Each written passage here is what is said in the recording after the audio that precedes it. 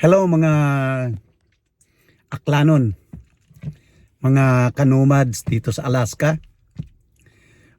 Ngayong araw na ito ako ay pupunta dito sa trail ng Makyug Park, parang ganyan.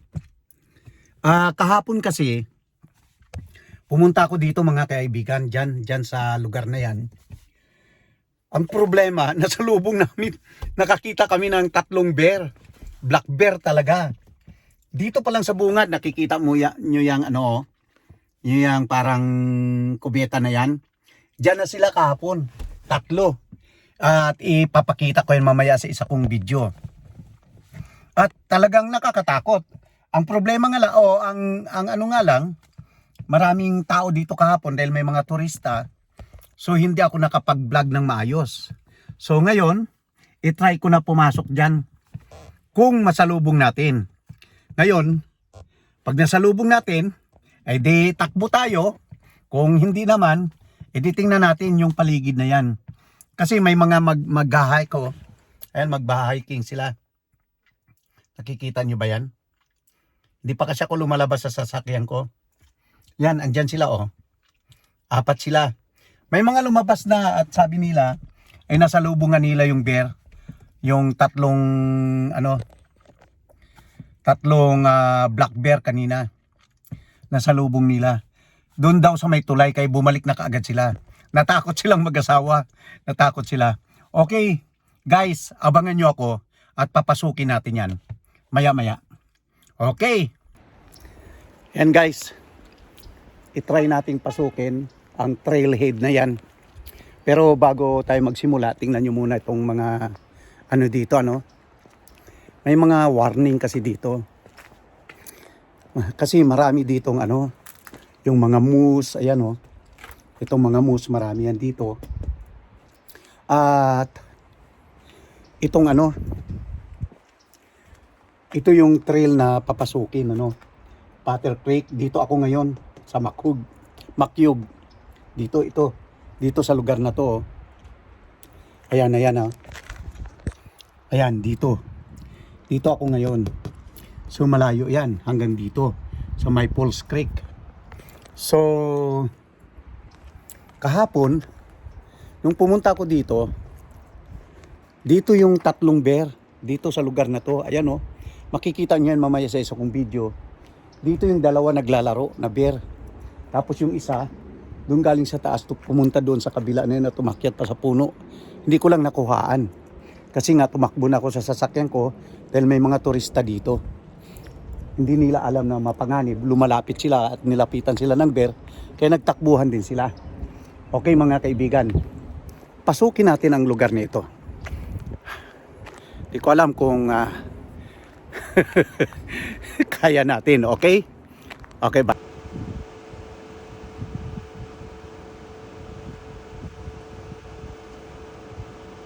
Grabe yung bear, Ayun, 3 sila. Yung isa andun na, pumunta na doon sa kabila.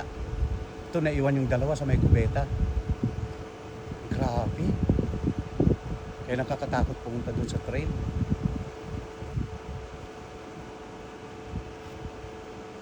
Ayun na sila, alis na.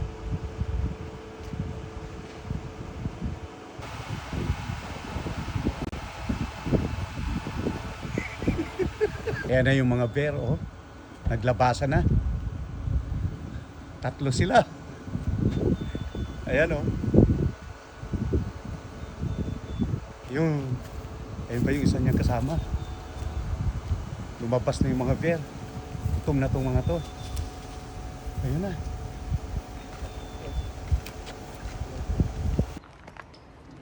Ayan mga kaibigan yung dito, Ayan yung papasukin. Bawal yung mga bike dito. At ganito yung ng trail na to. Ayan, Makyug Chugach State Park. So di ko alam kung kakayanin ko ito mga kaibigan. Nag-isa lang ako. Kanina ando na yung 4 pumasok na. Wala pa namang masyadong dahon. Ang problema, pag nasalubong mo nga yung bear, Tatlo yung kahapon. I don't know kung sabi nga nila kanina, kung mag-asawa na pumasok dito, ay nasa lubong na nila at tumakbo din sila papalabas. Maganda tong lugar na to. Ang problema, nakakatakot.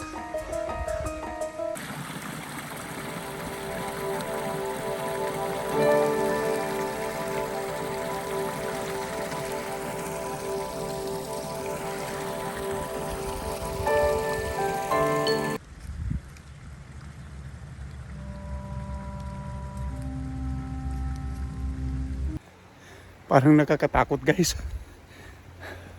Ako lang mag-isa ngayon dito. Pinasok ko tong lugar na ito. At ito ay balwarte ng mga bear. Sana hindi ko makasalubong. Dahil kahapon kasi tatlo sila. Oh guys. Oh my. Parang hindi ko kaya. Wala pa naman akong dalang kung ano. Katakot, guys.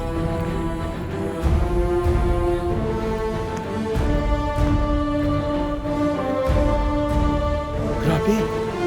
Parang iba yung dating ng ano na to. Ng lugar na ito. Wow. Tingnan nyo naman, guys, yung mga tao, no?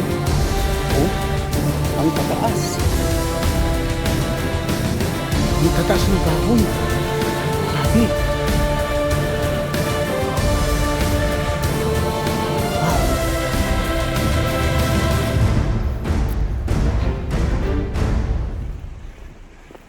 Tingnan natin, guys, kung kakayanin natin.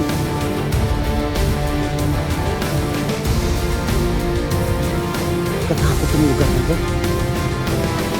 Tingnan nyo naman, guys, yung mga kahoy. Ayan, no? Ang tataas.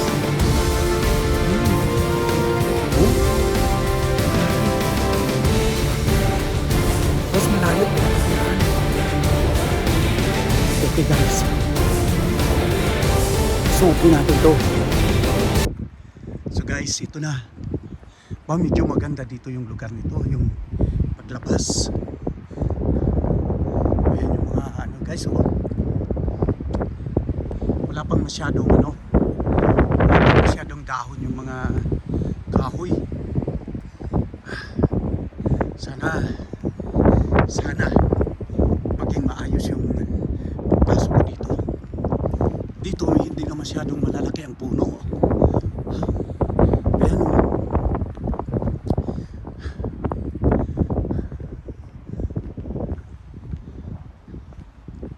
Ano itong nakalagay dito?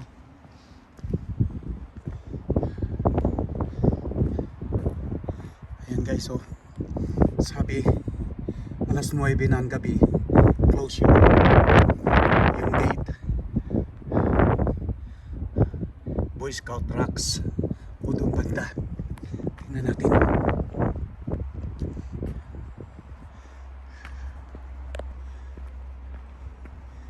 Ayan guys, maganda rin pala dito, pero sana wala tayong masalubong. Grabe. Minsan talaga.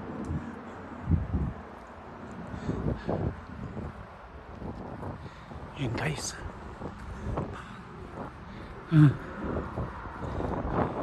Wow. Oh, nakikita din pala dito yung ano, yung highway sa baba. Wow. Ay, ito yung isang train na to. Wow. Yan guys, oh. Ganda. Wow. Wow. Ganda ng lugar.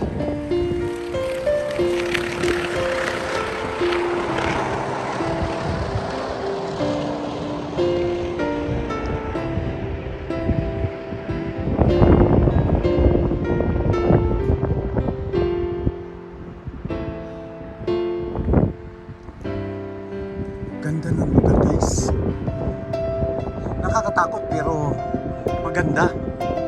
Maganda pala dito sa loob. Ang problema, yun nga lang, maraming bear dito sa lugar na ito.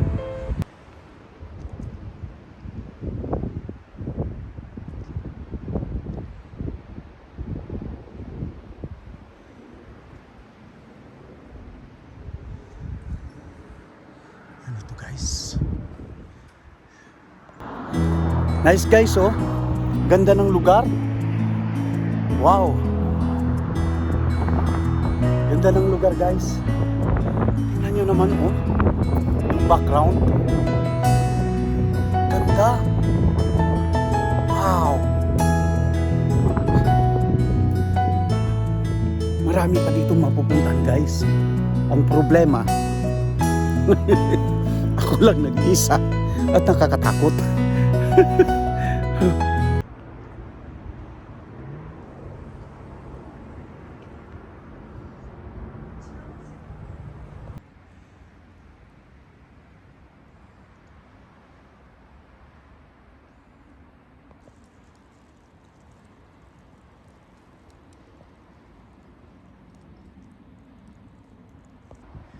Ito guys yung sinasabi nila, Boy Scout rocks. Tingnan natin, baka mamaya ang problema kung dito yung may bear din dito. Boy Scout rocks daw ito. Ayan, ano ba yung makikita dito sa Boy Scout rocks?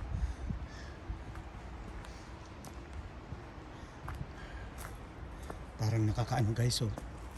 Yung daanan. Yun. Yan lang pala yan.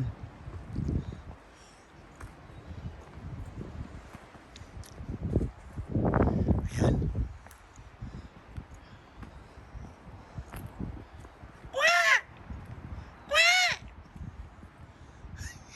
Dili ko. Nag-ingay ako guys. Mahirap na eh.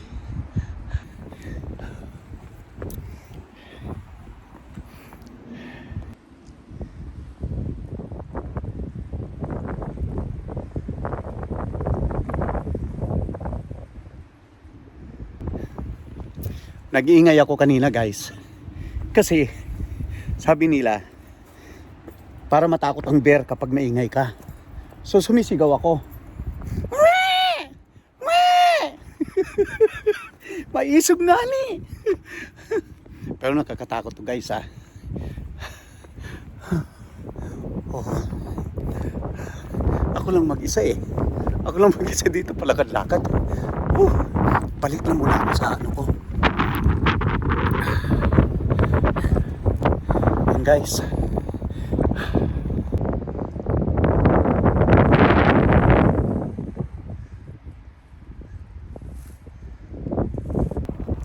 Yan guys. Labas muna ako.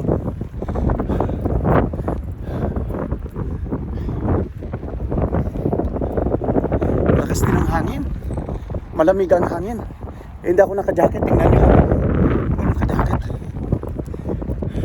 Nakapang summer outfit lang ako. Okay guys. Tatakbo lang ako palabas. Okay. Okay guys. Okay guys. Lumabas na ako. Kasi unang-una medyo nakakatakot dahil ako lang mag-isa. Pangalawa, ang lakas ng hangin. Maginaw. Hindi ako kasi akala ko kanina dahil medyo maaraw kasi magtuloy-tuloy yung araw na mainit. Ang problema, medyo kumulimlim at lumakas yung hangin so malamig. At pangalawa, nakita nyo naman yung pinasok ko. Although hindi ko nakita yung bear ngayon, pero talagang nakakatakot. Alam nyo naman ang lugar na ito, ang Alaska kasi guys. Pag mga ganitong summer, nagsisimula pa lang ang summer. Kasi ngayon May 29, 29 ba ngayon? Teka, tingnan ko. May 29 ba? Nagsisimula pa lang kasing, 29. So, nagsimula na talagang summer. Kaya nga yung mga kahoy ay kukunti pa lang yung mga dahon. At pag nagsimulang ganyan ng summer, ay talagang ano siya, yung gising na ang mga wildlife. Katulad yung bear, yung moose, yung mga lynx, at yung mga basat yung mga wildlife dito sa Alaska. At yan ang nakakatakot dahil pagising nilang yan, sila ay gutom at naghahanap talaga ng pagkain. Kagaya nga kahapon, pumunta ako dyan sa lugar na yan at nakita namin na may mga turista eh. Ang dami talagang, 3 talagang bear ang nakita namin. Dyan lang mismo sa bungad. Naglalaro, naghahanap ng pagkain, 3 sila. So, yun ang mga nakakatakot dito guys. Kaya kailangan talagang maging aware ka lagi. At kapag pinasok mo yung mga ganung lugar, kailangan prepared ka. Ako naman prepared. Ang problema, dito sa sasakyan ko yung mga damit ko na pansuot. Dahil mainit nga kanina, iniisip ko okay lang. Hindi naman pala. Kaya bumalik na ako. Although maganda rin yung mga napuntahan ko na view, napasok ko rin siya sa wakas. Kaya lang hindi ko talaga lahat inano dahil yun nga malamig. So guys, yun lang muna sa araw na ito, sa video kong ito. At abangan nyo, pupunta ko doon sa Trapper Creek. Maybe next week. At doon ay may isang lugar na tinatawag na Veterans Memorial Cemetery. World War I pa na cemetery yun. At ang dami dong nakalibing na mga native na sundalo noon at mga sundalong Amerikano. Air Force, Navy, Marines at Army ay naroon. So, ang sabi ng mga taga roon ay marami daw talagang paranormal activities at mga, yung sabi nating nakakatakot na bagay na nakikita nila doon. So ngayon ay summer, magandang puntahan yun. So abangan nyo yan guys. At ngayon, ito lang muna ang video ko at salamat sa inyong panunood. Sabi ko nga, kahit isang comment, isang likes at isang subscribe, masaya na tayo dyan. So, hanggang dito na lang muna ang video kong ito.